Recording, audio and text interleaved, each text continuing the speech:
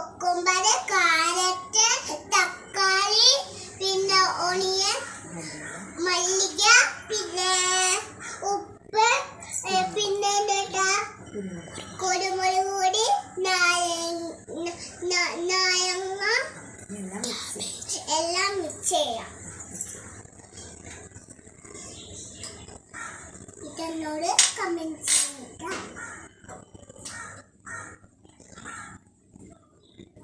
Comment ചെയ്തിട്ട്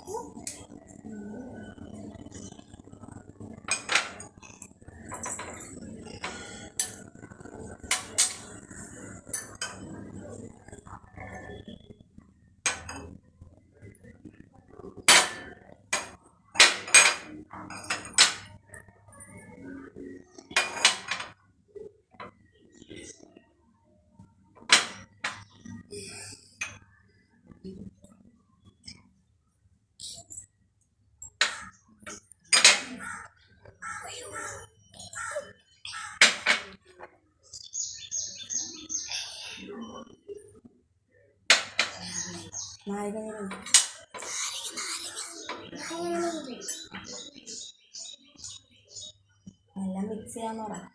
എല്ലാം mix ചെയ്യണം.